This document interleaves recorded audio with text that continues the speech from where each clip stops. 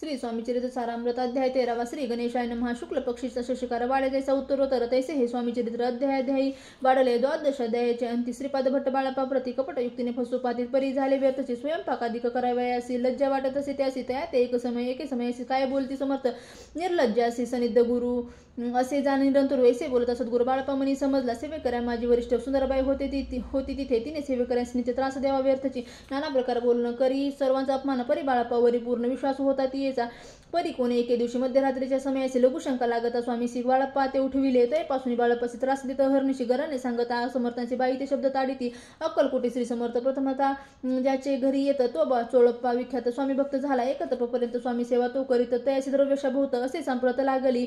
दिवाळीचा सण येता राजमंदिरा माझी समर्थ राहिले असता आनंदात वर्तमान वर्तिले कोण्या भक्ते समर्थांचे अर्पिले होते चंद्रहारासी सणानिमित्त त्या दिवशी अंगावरी घालावा. राणीच्या मनात विचार येतात त्वरित सुंदरबाईसे बोलत चंद्रहार द्यावा की सुंदरबाई बोलली तो आहे चोळप्पा जवळी येसे सांगता त्या काळी जमादार पाठविला गंगुलाला जमादार चोळप्पा जवळी ये सत्वर म्हणे देवाजी चंद्रहार राणी साहेब मागती. चोळप्पा बोले तयासी हार नाही आम्हापासी बाळाप्पा ठेवी तो तयासी तुम्ही मागून घ्यावा की ऐसे ऐकून उत्तर गंगुलाला जमादार बाळाप्पा जवळी येऊनी सत्वर हार मागू लागला. बाळाप्पा बोले उत्तर आपणासी चंद्रहार आपणापासी चंद्रहार परी चोळप्पाची त्यावर सत्ता असे सर्वस्वे ऐसे ऐकून बोलणे जमादार पुसे चोळप्पाकारने जबाब दिला. चोळप्पाने बाळाप्पा देती तरी घेईजे ऐसे भाषण ऐकून जमादार परतून रूपमंदिरी येऊन वर्तमान सर्व सांगे. चोळप्पाची ऐकून कृती राग आला. राणी प्रती सुंदरबाईंनी गोष्टी त्याविरुद्ध सांगितल्या.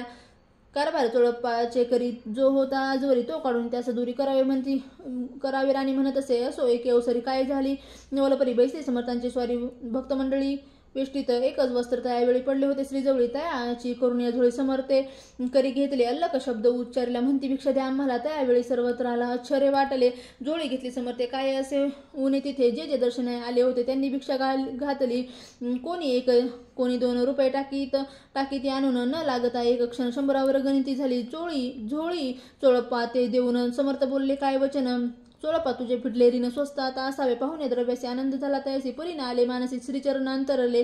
चोळप्पाची दूर केले बाईसी बरे वाटले. ऐसे काही दिवस गेले बाळाप्पा सेवा करीता ती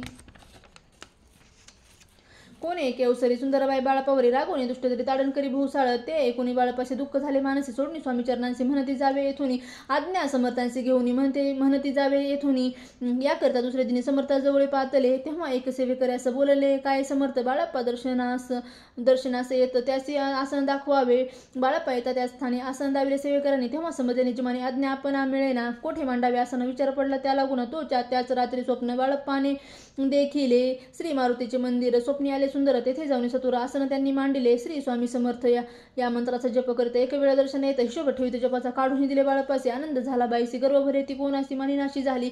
सुंदर बाईसी करावी दूर समर्थांचा झाला विचार. त्याप्रमाणे चमत्कार करून या दावी ती परी राणीची प्रीती बाईवरी भाऊ होती. या कारणे कोणाप्रती धैर्य काही होईना.